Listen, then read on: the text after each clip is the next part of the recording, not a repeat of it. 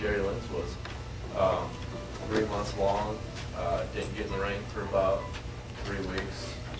It was more. It wasn't based on amateur wrestling like you were, but it was based on conditioning. It was 3 hours of running, 3 hours of circuit training, 3 hours of jumping rope, and sit-ups and push-ups and wheelbarrows and sprints, and 105-degree weather in the middle of the summer above a Mexican food restaurant. So we had, not only did we have the heat, it wasn't air conditioned, it was all, the windows were all busted out. It was in a part of San Antonio that you wouldn't want to go during the day or at night. It was just a bad area. But luckily we had drug dealers across the way who watched our cars for us. So. But yeah, above a Mexican food restaurant, so not only we have the heat from just being in San Antonio, which is hot as hell anyways, we had the heat from the ovens coming up, so we had that on top of it. So, 3 weeks of just running and training, and then eventually we got in the ring and learned the ropes and learned holds, and started very, very basic. Started with a lockup and just doing it, like you said, repeatedly over and over and over for probably a week, and then once everybody got that down, we'll go on to hammer locks and basic wrestling moves, and then just moved up from that. We started slow with the smallest bumps, and then worked to to the backdrop, which is probably the biggest one. And but it was the main focus, I think, of our training was being in condition, being able to being in shape. And we weeded out. We started out with 20, I think about 20 guys, and only 4 of us graduated. So 16 guys quit, and a lot of them guys were 6'5", 280 pounds, muscled up. Oh, I'm going to be a professional wrestler. They get in, they get hit, and they crawl away. And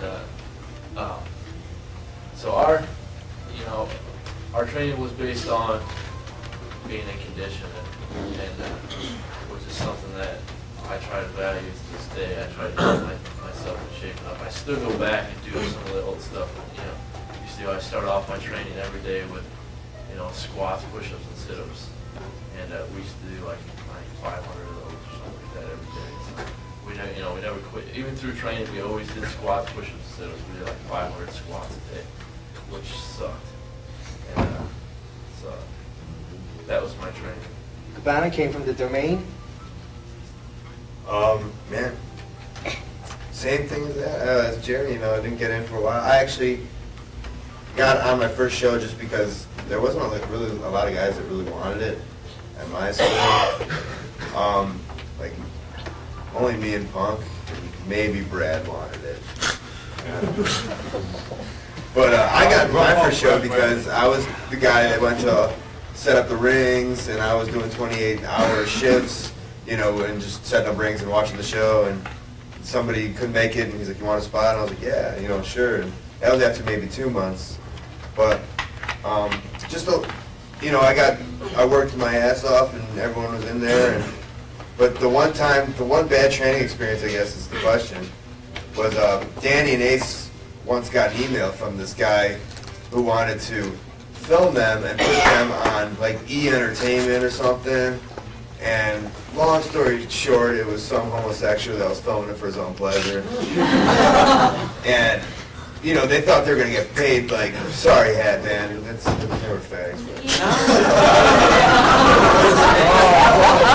Long story short. Glad you said it. It wasn't me. Like, they were supposed to get, like, a whole lot of money, and they wanted to make it real good, so and I was the guy that was like, oh, I'll do it, just because I was in training, and they beat the living shit out of me trying to make their shit look real good because they thought they were going to be on E!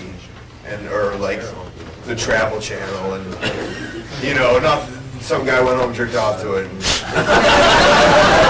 I had these lumps everywhere. And that was like what I always say was my one point of like really paying my dues. Is one day I got the shit kicked out of me. Dave Daniels, what about you? I was trained by Al Snow, who trained Dan Severn, so he knew all these kind of things to, I don't know, make you beg for your life.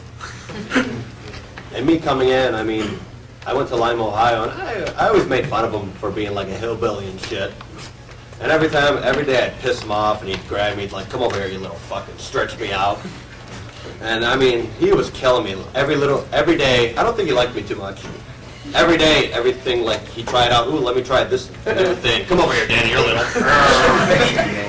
And I'm like, oh, God, it was like every day just getting my ass handed to me. But, you know, I don't know, it taught me manners, and I kind of respect that. That was me, just getting my butt kicked. Jimmy Ray? Mine was more like AJ's. The guy that trained me was Murder One from NWA Wildside.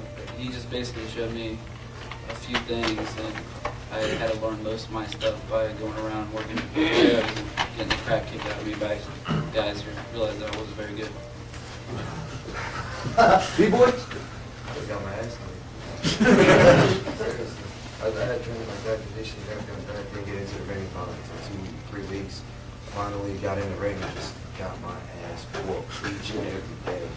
And then I got basically that's all what happened. I just got my ass whooped. Todd Sexton, stand up. You're a trainer. What do you do? Well, I take a lot of stuff because I was training the same with Matt. Here's that stand up. I'm being big. I was training same with Shane over here, and I have a couple of classes behind him at Sean and Rudy's school. So all he got is I had to go to the training because Rick Michaels, who trained AJ, he's hurt his disc in his back, so he could hardly do anything. And I just happened to be one of the guys who live closest. And I'm not by any means should be qualified as a trainer because of my level of experience, but I know the basics fairly well, and I remember all the drills that Rudy and Sean would teach us in school. And I was close to the arena, so I started. I'm glad to see he's humble. I thought he did a damn good job last night. Of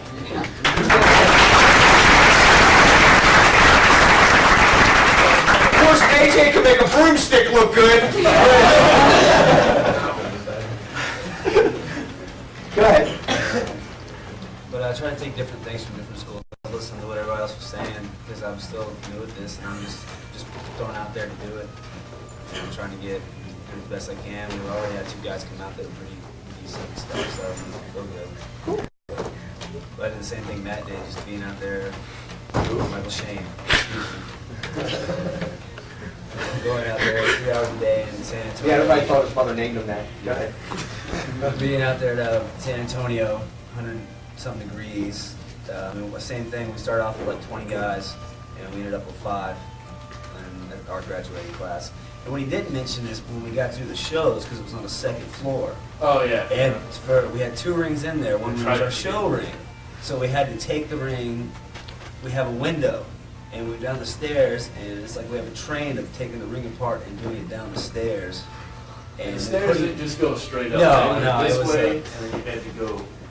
And so after we finished training, we'd have to put the ring out of the truck and stuff, and then go to the show, put the ring up. Everybody does the show, we take the ring down, bring it back there, you know, whatever time it is in the morning. And then taking it out sucked. Putting it back in was even worse because then we had to put it up and try to get up the building. That was horrible. How many shows were they running at the time when you were going to the school? Well, I was starting to go to crap when I got there. They weren't doing it. Well, TV, they just lost TV. They had lost TV a few weeks after I started training. But they were running like every couple every weekend. Yeah. They weren't running too consistently. Yeah, so he was running, I forgot about that, they were putting up the ring. Yeah. We were running Tuesday for TV, Friday, Saturday, Sunday at one time. So we trained, Monday, Tuesday, Wednesday, take the ring Tuesday, put it up for TV, then go train that day, train Wednesday, Friday, go take the ring out, take it down the damn stairs, take it to the show, do it Friday, Saturday, Sunday, then take the ring back on Sunday night, go train on Monday, which was not fun at all. But it helps you pay your dues. Last but not least on this question, homicide's disappointment? I knew that was coming. Wow. Wrestling did not come easily. So I'd say for the first few months it was nothing but getting my ass kicked and drills, and I was pretty much the only girl for a lot of the time I was there. So I always remember, I think it was the Becky, second. you put Mike from Virginia What? to sleep over there. Huh? Sorry, where's Mike from Virginia? Where are you? See, look at him. He was laying like a Playboy model over there. No, I remember. Better not lay that way in a couple months.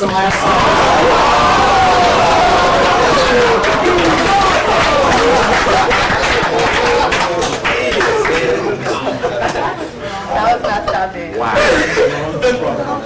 No, maybe the second or third time I ever trained, he put me in the ring with Loki to do drills. And that was like, I stayed tough through it, and then I like drove home and just cried, but it was because I was in a lot of pain. But the one thing that I just thank Homicide for so much, I'm a very girly girl. Like you guys all see me. I do 8 bags on a makeup fucking and road trip. all that. So he makes his students very tough mentally, because the wrestling business is hard on you mentally. So that's really what he does. He beats you up, but you know that you can deal with it. And I am his disappointment, but I like to. That's the way she introduced herself to me. I mean, hi, I'm Homicide's disappointment.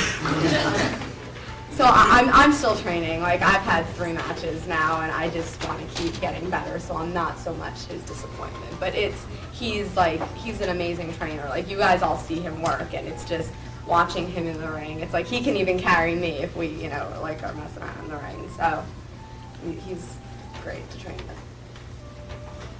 He's in Japan all the time now, so I don't really see him too much anymore. We'll go on the next one. I'm Larry from ChicagoWrestling.com. How you doing, Larry? Hey, Larry. You guys are going to start running more in the Chicagoland area. And I guess this goes to the guys who have worked in Chicago before. Are you worried about the already established promotions that currently run in the Chicagoland area? Are you asking me that question? Bradley and I don't worry about nobody. No. I mean, it is because they suck. My thing is, I don't touch nobody's flyers, I don't pull nobody's posters down, I don't call buildings, I don't do any of that shit. What I do is I put on a wrestling show. If you can beat me with a better wrestling show, beat me with a better wrestling show. But if you can't do that, move the fuck out of the way and let me fucking run the show. That's all there is to it as far as those guys. You heard me in Highland. If you were there, I now acknowledge the guys that run down in LaSalle because they're trying to do something good. The guys that are trying to run promotions, that are trying to give the fans what they want to see, which is good wrestling, we don't need to fight. The good ones do not need to fight. We need to fight against the bad ones and get rid of the bad ones. The good promotions need to unite together and just, take it back to the way it used to be. Okay, I'm going to run here, you're going to run here, I'll stay out of your area, you stay out of mine. And that's just the way it needs to be. But when you have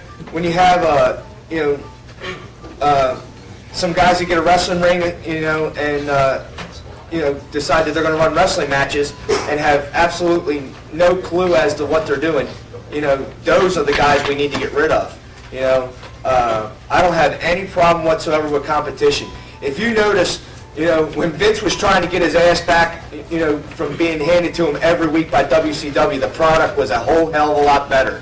Competition breeds what you need to do to be successful, and that's really what keeps me driving, is because I want to be the best promotion in the Midwest, Mid-South, whatever, and any of them other guys that run, they're more than welcome to run the same exact building I do or whatever. Just put on a better show to me.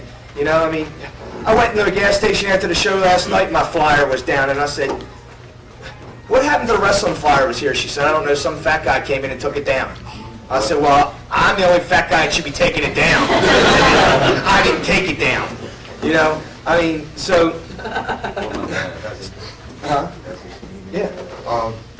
I'll just mention some names like myself, Danny Daniels, Ace Steel, Dominion, and even Punk when he was around. Those are some of the top guys that were in Chicago that were born in Chicago, and that's where they're from.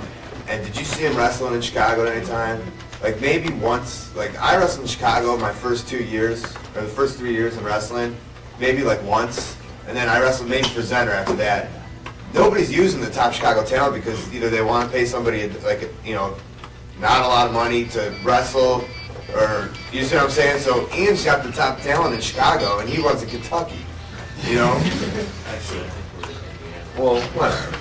So him coming up applying and for a running against Kentucky him- license in January. There you go. So you see how that works? You'll notice until like Punk and Cabana and Ace Steel and Victor Priest started doing LWF shows in Chicago in like late 2001, none of them wrestled around Chicago with the exception of Ace and Danny's shows. And there Right. were like 2. So I'm waiting for something like IWA to be in Chicago. Now that it's up there. Crazy's the same situation. He's from Chicago too. And you know, the thing is, though, Highland gives us the ability to be close enough to Chicago without the Chicago building rates. You know, because what I pay right outside of Chicago is a major difference between some of the buildings I checked in Chicago. You know, some of those places want $1,000 or higher. You know, and let's face it, on an independent show, you know, that's a whole hell of a lot of money. But I welcome for them to step it up. I welcome for them to to better themselves, you know, because every time I come to that area, you know, to be honest with you, I'm jacked about the Highland area. I think, you know, that could be IWA's saving grace, really, because those people are starving for good wrestling. I'm starving. Are we going to go, like, You know, when we're in Chicago and I do work indies, I don't even tell friends and family that I'm going to be around because like, I'm embarrassed by the product up there. It's terrible. I mean, the guys, everything is light, and they don't lay it in, and then, you know, you hate to go back to work and they're like, oh, that pro wrestling crap, it's all fake, and, you know, and when I have to fucking hobble around, they're like, oh, you're just playing around. No, I'm like, you know, I'm busted up. I'm like, it's different down in Louisville. And, you know, when we came up to Louisville, it was like, yeah, come watch it now. And a couple people did go. And they're like, oh, goddamn, you know. They're like, yeah, like that poor Bailey, he got killed. And, you know, I'm watching that. And, like, they killed each other. And you guys put on a good product. And it looked real. I'm like, because in a sense, it is real. I'm like, you think those forums are fake? Hell no. I'm like, I mean, Bailey was taking a ladder to the head. And Ian, like, crucified him for like 130 people, but I mean that kind of, it does make you proud that we're trying to make it a sport. Yeah, whatever. So I mean, just Chicago, I mean there's no reason why Chicago should be drawing 1,000 people. I'm like, if Philly can, we got more people in Chicago than Philly did. Back in the old Windy City days, they were like, they had, I think, like Bigelow and Gordy, and they drew like 1,000, 1,200 all the time at the amphitheater. And there's no reason why we can't be, you know, just put Chicago on the map. I mean, all the East Coast gets, like, in the Mark Mags and everything. Chicago doesn't get in the Mark Mags, and we got, like, good talent, like Cabana was talking about. I mean, if a good promotion came around and based the talent around there, I'm like, it's good, just nobody knows about it. Nobody knows it there, and the fans don't know that there's, like, good talent in the area. Well, you know, and like Phyllis was running a concession stand up in Highland, a guy came up to her and said, I didn't know wrestling like this existed. Phyllis said, like, what? These guys hit each other, you know? I mean, so, you know, like I said, I think it could be our saving grace to be there once a month, you know, and plus we have shows, you know, we have plans on running that LWF building in Illinois and, you know, some other stuff, so. The rematch won't happen. You know, we'll just double shot it Friday and Saturday weekends and, you know, take care of business. You know, we got December 20th, we got, well, we don't have them now, but we got the AJ Styles coming up there. And, I mean, we had Crash booked on the next show before he passed away and stuff. And plus we have Balls and Axel coming back there. And, you know, I mean, you got Brad Bradley shooting on Chucky Smooth and dumping him on his head.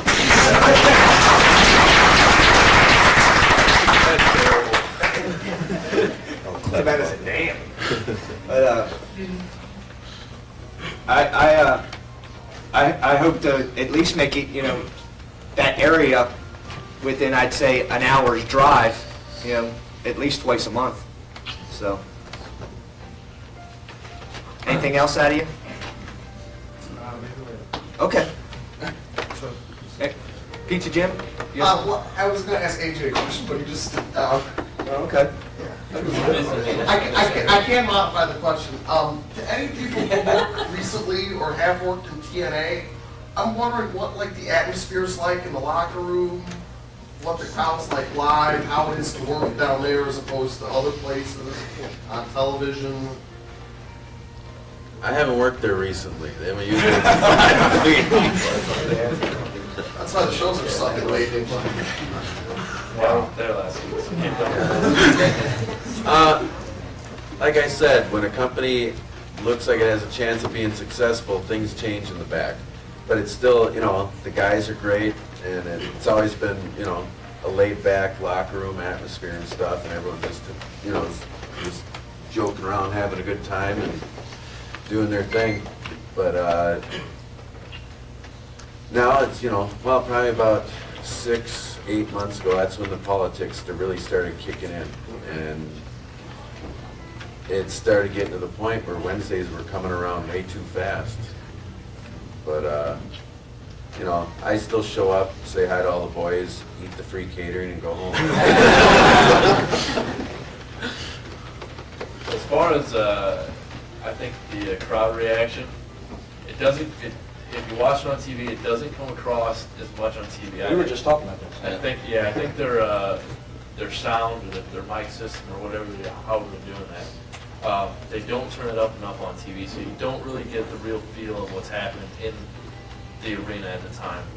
The arena at the time is always, it's hot, yeah. The fans are always really good. Yeah. It's just a lot of electricity in the air, and they're just, the fans are always great there. Yeah, it just doesn't come off on TV like it should. And hopefully they can work on that and get things, you know, get the actual crowd reactions. Well, this is my question I always have in my head. You know, when they started out, like you said, they had a great concept, and they really structured around the X Division stuff, and you and AJ, and then, you know, one of the funniest signs I ever saw in there was the total nonstop action has now stopped. Oh, yeah. You know, That was when, and I have nothing against the guy, but when we first started, Jerry was mainly, Jeff and Jerry were mainly doing all the booking and the storylines and stuff. And I've always thought, you know, old school psychology works, just throw in the fancy new moves where they belong. And I'm always been a wrestling fan, I'm still a fan, and I want to see action. I don't want to see a half-hour segment of talking. And when we first started, we'd do all the, I think most of the building up the storyline and stuff, we'd have like a brawl in the back, or, you know, this, that, or if you did do a promo, make it short and sweet. But once they brought in Vince Russo, then all of a sudden, here at the beginning of the show, we got a 15-minute segment of nothing but talking. It's like, Raw sucks. Why are we trying to be like them? You know? It's like, so it's that I remember seeing that sign that night, and I just started laughing. I agreed with it. We're a company that's total nonstop action. And There's also a hell of a lot of talking on it. Also, I saw a thing on OneWrestling.com where one of the guys wrote a thing about how they're trying to be a television show instead of a pay-per-view, and they don't realize people are paying $10 to watch these guys talk, you know, and that's true too, because, you know, at least on Raw, you know, you didn't pay for it, you can change the channel, you know. And the one match, when we had the 2 weeks off, and we came back and had the big NWA heavyweight title match with AJ, they only gave us 9 or 10 minutes. I think the main event went like 17 or 18 minutes. And then a couple other matches, they only gave them like 5-6 minutes, something like that, or 8 minutes. And there was only 6 matches that night, where normally we'll have 7 or 8. And I just tried adding up all the times, and I thought, you know what? We just had a 2-hour live pay-per-view with probably an hour or less of wrestling. And I thought, something's wrong here. It sure as hell ain't total nonstop action. You were there last week. What do you think? I agree with Jerry as far as the crowds and stuff. I've done it 5 times now, and the crowd's always been real good. I mean, I don't know how much that's paid, but I heard it was like half of it and stuff, but they always seem real good. The Southern fans are one of the better places to go in the States. Backstage, everyone's nice and stuff, but it's just a sense you get that there is cliques and stuff like that. Do you agree with that? Yeah. There's one dressing room downstairs. It's just like a box room. It's like half the size of this, and then Smaller than that. yeah, it's probably smaller than that. And then there's an upstairs on the balcony where everyone, like most guys, get changed. And in the downstairs rooms, like the kind of upper level guys, and it, you know. And There's no lights upstairs, so you gotta change it. Yeah. You can't see. Damn. You gotta get changed No real lights. early before they turn all the lights off. Yeah. There's one You're looking for toilet, stuff one in your shower bag, and stuff, and that's all in this room. But everyone's nice and stuff, but it's just a sense that, you know, okay, hi, how you doing, you know, and that's that. I'll go and talk to like my real friends, you know. So it's cool, you know. It's like Jerry says, you know. It's when it gets to that level of wrestling, there's always going to be like politicking and people jockeying for positions and stuff, and everyone's worried about their jobs, which is understandable. And unfortunately, that's the way business is. So you know, you just accept it. And you know, I never worked for TNA, but at ECW, you know, when Paulie first took over as booker, everybody used to sit around the monitor and just cheer everybody on. You know, just go out there from opening match to the main event, just to cheer everybody on. And towards the end, Axel said, you know, the New York clique sat over here, and then the Jersey clique sat over here, and you know, when you start dividing up a dressing room, you know, with anything besides baby faces and heels, that's just, you know, you're gonna go straight downhill, because you know, we refer to each other as, you know, brother, because we're supposed to be brothers, not against one another, you know. And you know, when you work as a unit, you know, with one common goal, and that's what ECW was in the very beginning. Was the common goal was pay-per-view, you know. Even though Paulie stood on them stairs in the ECW arena, and you know, we're 2 months away in '93. The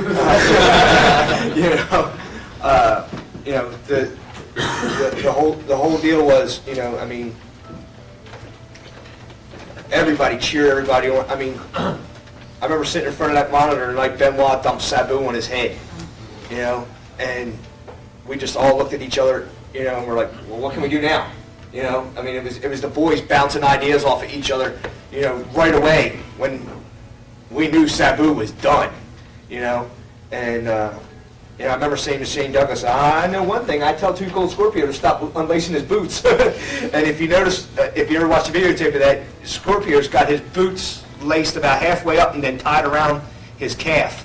And that's how he went out there, because then Shane said, yeah, that's, you know, because Paul was out there with Sabu. Shane was like, yeah, let's send Scorpio out there and we'll do like the Japanese style thing. You know, everybody gets around the ring, you know, and we'll go from there. And you know, once we got to Paulie, you know, we had a reason to be out there, you know.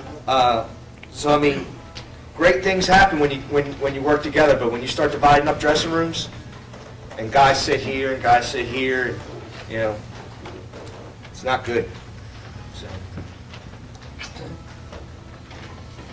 Since you're opinionated on subjects like this, Ian, I'd like to name off a few names and have you give opinions on each person. Get the sub-loadings, they're buried now. First one being Carmine Desperto. Oh. He has good intentions, but goes around about them a wrong way. I didn't say that. I said he has good intentions, but goes about them the wrong way. Peter B. Beautiful. Doesn't belong in a wrestling ring. John Zandig.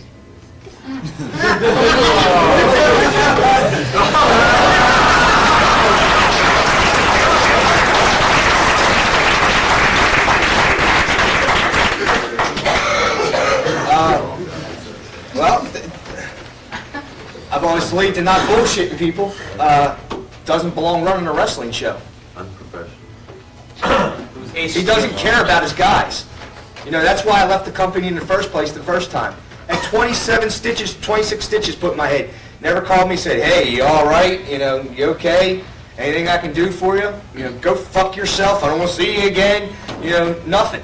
You know, I mean, you know, I'm not saying I'm a saint, but one of my guys get hurt, and I feel like shit.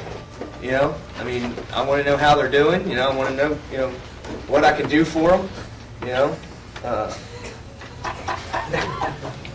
Where are you going? He dropped my pen. He dropped the pen. He's trying to look for it. You know, and I feel he's a very, very cold person towards his talent. You know, unless he's kissing Trent Acid's ass. Well, I mean, you're one of his homegrown boys.